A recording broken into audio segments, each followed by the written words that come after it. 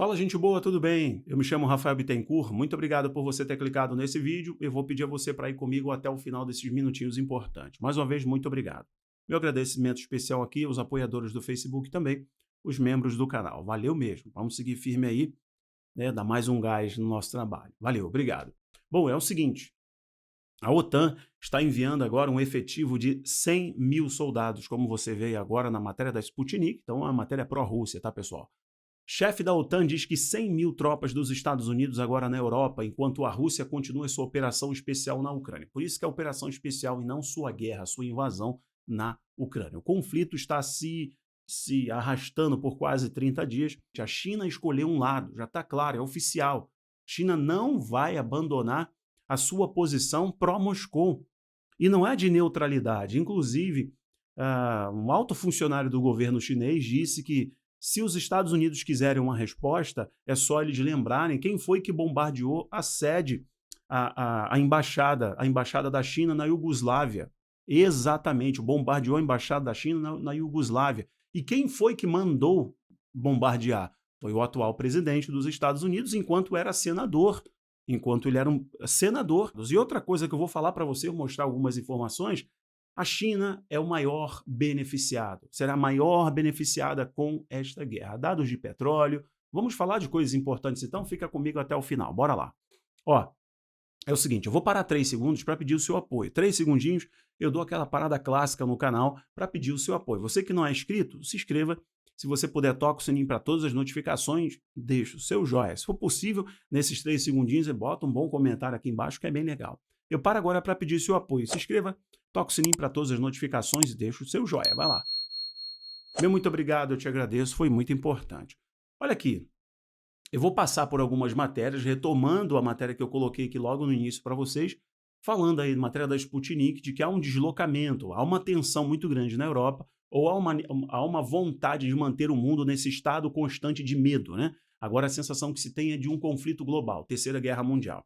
Bom, existe fala, inclusive, do Antony Blinken, que é o secretário de Estado dos Estados Unidos, cargo muito importante, lidar diretamente com questões aí internacionais, diplomacia internacional, questão de guerra. Bom, e os Estados Unidos não podem perder a Ucrânia. É isso que você precisa entender, porque a ordem mundial está em jogo, a ordem de poder no mundo está em jogo. Então, os Estados Unidos que usaram a Ucrânia nesse jogo aí, né, de quem controla e quem é a marionete, quem é o bobo da corte e quem é o senhor do mundo, nesse jogo a Ucrânia foi movida como uma peça geoestratégica para a OTAN, a fim de conter as possíveis pretensões da Rússia, haja vista que o último avanço da Rússia na Europa foi em 2014 com a Crimeia, né, a anexação da Crimeia, e logo depois o estímulo para a região de Donbás ali, e ambos os lados ficaram fortificando, armando, né, tanto os separatistas quanto as forças de defesa da Ucrânia. Então, a Ucrânia vem recebendo um aparato técnico, treinamento técnico militar por parte da OTAN.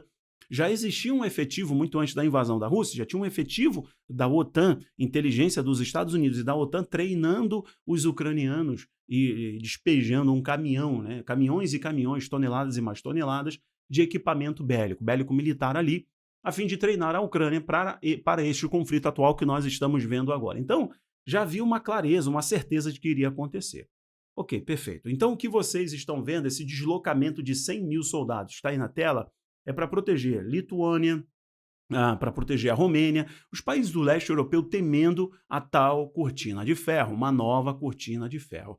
Neste momento, senhoras e senhores, só para você ter noção, vou colocar uma outra matéria aqui desses dois juntos, mas nesse momento, enquanto a mídia ocidental está dizendo que na Rússia o Vladimir Putin está totalmente enfraquecido, existe uma população considerável, e muito considerável, de russos que não aprovavam e não aprovam o desenrolar da guerra, ainda mais que agora o desabastecimento começa a ser sentido na Rússia, a inflação, né? E automaticamente isso reverbera na população. A Rússia tem uma população de pessoas em nível de pobreza que é considerável, gente. O índice de desaprovação, de rejeição do Putin antes da guerra, só para você ter noção, no final de dezembro para janeiro, final de 2021 para 2022, ficava na casa de 30 e poucos, quase 40% de russos que rejeitavam, que diziam que a administração dele era ruim ou péssima. É claro que isso daí advém da crise sanitária, do CVD, trouxe muita imagem negativa para vários políticos no mundo. Não é diferente na Rússia, mas a Rússia já vem enfrentando problemas, né, enfraquecimento da sua moeda, o rublo e etc. Bom, ok, perfeito. Então, enquanto as pessoas estão dizendo que a população da Rússia está contra o Putin, ele fez agora um discurso, teve uma falha técnica na hora que ele falou ali, para milhares de pessoas, né, em um evento patriótico, celebrando as conquistas e os avanços da operação especial lá na Ucrânia. Então, tem ainda uma parcela considerável, fruto da peça de propaganda do próprio governo, e aqueles que não apoiam, né, podem ter uma certa consequência aí, mas tem um evento no dia de hoje, enquanto eu gravo, aconteceu um evento, ele falando ali sobre os patriotas, os avanços, o orgulho russo, enquanto a imagem da Rússia está sendo detonada no mundo inteiro, dada essa onda de cancelamento, né? Essa onda de cancelamento ao povo russo, inclusive às empresas, etc. Realmente os governos agora interferem na vida privada, né, na vida corporativa, os governos através de ordem executiva, treinando o mundo para o totalitarismo geral, né? O governo comanda a vida das pessoas, destruindo qualquer garantia de Estado democrático de direito ou até garantia constitucional, legal, eles estão destruindo por ordem, por canetada. O que temos hoje, o que tínhamos antes era o CVD, a crise sanitária, era o patógeno. Então, na base da canetada, tranca as pessoas em casa, faz tudo. Agora, nós temos aí, é só uma ideia, tá? É só um pensamento. Temos a guerra da Ucrânia, que dá poderes aos estados, aos executivos, na canetada, cancela as empresas, cancela os russos de participarem da Copa do Mundo, até um cidadão de um balé e etc. tem que ser penalizado, enquanto o governo é o culpado diretamente, né, por essa ação na Ucrânia. Bom, enfim, então estou colocando para você a imagem desses dois aí, e essa matéria está no o South China Morning Post, está colocando para a gente, China tem muito em jogo para ficar com a Rússia contra o Ocidente. Essa aqui é uma matéria de opinião e ele está relatando como a China quer manter a lógica que vem desde 2020 para cá. Só para você entender, 17% do comércio global é da China. 17% do comércio mundial diretamente ligado à China. A China é o maior importador de petróleo do mundo, um outro fator importante. As exportações da China cresceram tanto, gente, cresceram tanto com a crise sanitária, com a crise de saúde, que a China teve o seu PIB, teve o seu produto interno bruto esticou. Até chegou a bater 8% de crescimento, enquanto os outros países tentavam conter a sangria, né? Os números vermelhos, né? A crise econômica advinda dos bloqueios, etc. Só para você ter noção, olha só, estima-se, está aqui embaixo, uma organização com sede em Washington, que analisa valores econômicos, Instituto Peterson, diz o seguinte: estima-se que o comércio da China saltou de cerca de 4,6 trilhões em 2020 para 6 trilhões, 6,05 trilhões no ano passado, representando cerca de 17% do comércio mundial. Até setembro passado, a China também respondeu por 19% do envolvimento global, do investimento global. Então, 19% do dinheiro que é investido no mundo, infraestrutura, em bancos, etc., comunicação, 19% do investimento global vem da China. Então, são números gigantescos para os Estados Unidos imaginarem que vão aplicar as sanções à Rússia por ela não sancionar a China, por ela não sancionar a Rússia. Quer dizer, pela Rússia não criar uma animosidade com a China, ou vice-versa, a China não criar um problema com a Rússia, por causa dessa onda do Ocidente, a China pode ser bloqueada, pode ter sanções, etc. Gente, nós estamos falando de números expressivos e uma guerra econômica entre Rússia e OTAN que pode virar, de fato, uma guerra mundial. O fator econômico é decisivo para isso. Agora, a matéria interessante que eu coloco para você é essa daqui do RT. China declara posição sobre conflito na Rússia. Por isso que eu disse para você, é oficial. Então, a RT também é pró-Moscou. O que é mais ou menos isso aqui? O Ocidente espera o divórcio entre China e Rússia. De fato, o RT está dizendo. Pelo porta-voz aqui do Ministério das Relações Exteriores da China, o Zhao Lijian, isso não vai acontecer. Isso não vai acontecer. Ele afirmou o seguinte: na questão da Ucrânia, a China sempre agiu de forma objetiva e imparcial e fez julgamento independente com base nos méritos da própria questão. Ele diz mais um pouquinho, olha aqui, Na opinião da China, os Estados Unidos devem refletir somente sobre o seu papel na crise da Ucrânia, assumir seriamente suas devidas responsabilidades. Olha aqui. Li Jian também pediu a Washington que tome as medidas práticas para aliviar a situação e resolver o problema, em vez de continuar a colocar lenha na fogueira. E o interessante é, diz aqui, qualquer forma de sanções unilaterais que não tenham base no direito internacional, a China não vai apoiar. Dizendo, a China não vai apoiar essas sanções do Ocidente, dos Estados Unidos. Não adianta insistir.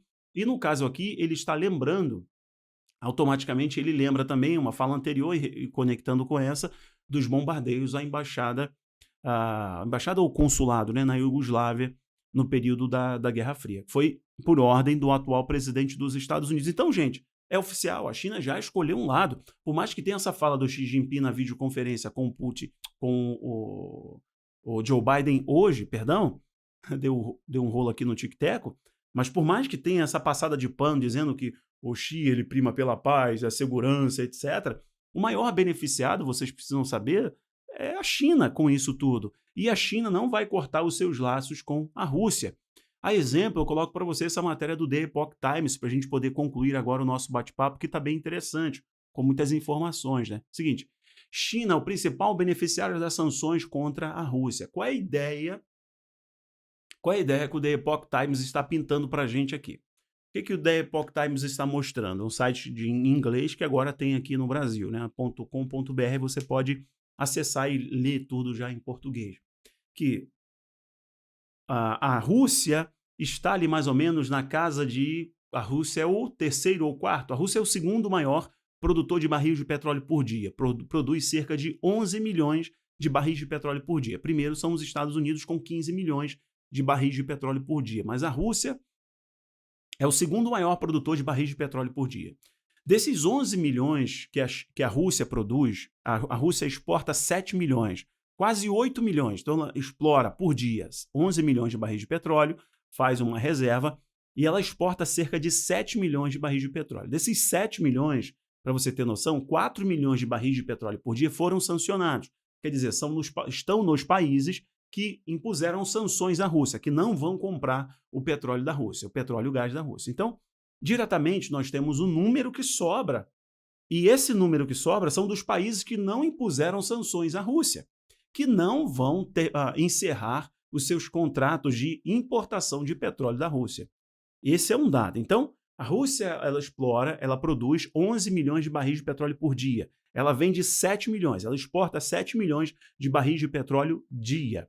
Desses 7 milhões, 4 milhões aproximadamente são dos países, 3 milhões e pouquinho, 4 milhões, são de países que impuseram sanções, disseram que não vão comprar mais o petróleo da Rússia. Ok, sobra uma fatia considerável, né? E dessa fatia considerável nós temos a Índia, que diz que inclusive pode comprar a reserva de petróleo que foi bloqueado pelos outros países a um preço de custo.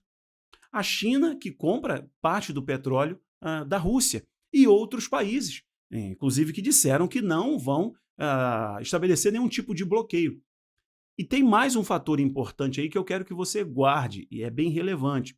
Os países que são os países produtores de petróleo, os membros do cartel da OPEP, que são os países exploradores de petróleo, a Organização dos Países Exploradores de Petróleo, cujo líder de fato é a Arábia Saudita, e a Arábia Saudita, o seu sheik, o seu príncipe herdeiro, disse que não vai entrar em uma indisposição com a Rússia, porque os Estados Unidos foram até a Arábia Saudita, o Joe Biden quis ligar para o príncipe herdeiro da Arábia Saudita e ele não atendeu. O que ele está dizendo? Os Estados Unidos queriam que a Arábia Saudita, você sabe quem é a Arábia Saudita? O regime saudita. Ok, perfeito, não precisa falar nada. Queriam que eles aumentassem a produção de petróleo. A produção de petróleo da Arábia Saudita está aqui em terceiro. 9 milhões, vamos colocar 10 milhões, é o número atual de 2021 para 2022. 10 milhões. Eles podem subir o número de produção de petróleo por dia, de barris de petróleo, para 15 milhões, mas eles não vão fazer. Sabe por quê? Do início da guerra até agora, o preço do petróleo saltou quase 60%, meus amigos. Eles lucraram demais. Por mais que nos últimos dias tenha havido uma correção, o preço do barril do petróleo bruto, ele recuou, mas a margem de lucro é altíssima. E eles não vão agora entupir o mercado de petróleo e baixar as suas margens de lucro e ainda criar uma indisposição com a Rússia, que é parceira dos países produtores de petróleo. Olha só, os países membros da OPEP. Arábia Saudita, parceiro da Rússia. Irã, parceiro da Rússia, vamos colocar aqui. Emirados Árabes Unidos, aliança com Israel, aliança com os Estados Unidos. Venezuela, Angola, Argélia, e aí por aí vai. Líbia. Venezuela, né, que inclusive Venezuela esteve na criação, na fundação, na criação da OPEP. Então, assim, esses países exploradores de petróleo, essa organização abastece aquelas tais 7 irmãs das grandes companhias que controlam o fluxo do petróleo e o refino, a distribuição no mundo. Hoje já são 4, né? A Chevron, ExxonMobil, Chevron, Texaco, Shell e BP, que são hoje as 4 companhias, né, que nutrem todo esse sistema do petrodólar. Mas pensem comigo, eu já vou concluir esse negócio com vocês aqui. Deixa eu até voltar para cá. A matéria do The Epoch Times está relatando algo importante para a gente, que é o quê? O preço do barril do petróleo esticou. A Arábia Saudita, os outros países, por mais que tenham soltado reserva, e as reservas foram gigantescas, né? Estou falando na casa de quase 30 milhões, gente, soltaram de barris de petróleo, reservas internacionais, para poder conter aí os bloqueios feitos à Rússia. Entenda, os países podem comprar essa quantidade da Rússia que estava parada. Esse país pode ser a China. A China pode se aproveitar. Inclusive, para você que ficou comigo até o final, nesse vídeo um pouquinho mais longo, em termos de aproveitar a situação, fazer um certo contrabando, a China tem um expertise, não tem não? Quem aí lembra de 1999, quando o Xi ainda era governador de uma província? Quem aí lembra? Ele estava envolvido diretamente num dos maiores escândalos de contrabando de petróleo da história da China, mas a mídia ocidental deixa isso bem quietinho, mas eu sei dessa informação e estou soltando aqui para você. Então a China está se aproveitando disso. Veja, a crise sanitária colocou a economia chinesa lá em cima. Fornecimento de insumos para a saúde, dos insumos para a fabricação da própria canetada, da picadinha, ou é na Índia ou é na China. Lembre disso? Então os insumos hospitalares vêm de onde, gente? O eletrônico no mundo tudo subiu e tudo dependia, demorava 30 dias para chegar uma webcam, porque é feito lá na China. De um tênis a uma webcam, a um satélite, também tem participação lá. Então veja, quem se beneficia com isso tudo, com as commodities da Rússia agora? A China e seus parceiros. Mas objetivamente, essa questão energética no mundo, a China é o grande beneficiado. Vocês vão ver a China dando uma passada de pano, mas declarando um lado. Eu acredito que nós não veremos uma declaração contundente, uma condenando a Rússia ou estabelecendo bloqueios severos, etc. Pelo contrário, ela sabe que Taiwan está na cara do gol e o seu dia de invadir Taiwan está aí. E vai precisar também do apoio do Vladimir Putin. Veja como os eixos estão alinhados. Voltando, eu coloco essa última matéria aqui para vocês, que é da... Aqui. Voltando aqui a essa última matéria, porque a OTAN está mandando 100 mil soldados e dizendo que não vai permitir, ainda que tenha que iniciar um conflito global, a Terceira Guerra Mundial, a OTAN não vai permitir qualquer ameaça a um país aliado, um país da aliança, ou que seja disparado algum míssil para um país da aliança, ainda que isso tenha que ser declarado a Terceira Guerra Mundial, um conflito maior, palavras do Stoltenberg, que é o chefe-geral da OTAN, eles não vão permitir o avanço da Rússia para o leste europeu ou que a Rússia cresça no jogo ali na Ucrânia, porque eles sabem que o jogo geopolítico, a zona de poder na Europa está em jogo de fato aqui, né? Desculpe repetir a palavra jogo aí, mas eu acho que tem clareza para você. O grande beneficiado é a China e, de fato, nós veremos a mudança da balança, né? Como a The Economist mostrou. A balança vai mudar, a balança de poder, que muitos falam que é a nova ordem mundial no seu aspecto político. A gente entende outras cositas mais que vem nesse pacote político aí. Paro por aqui, gente. Se esse vídeo foi interessante, por favor, não deixe de compartilhar. Deixe de botar, né? Tá aí essa matéria que eu tava falando. Não deixe de compartilhar e também curtir aqui, deixar um bom comentário. Um abraço. Tchau, tchau.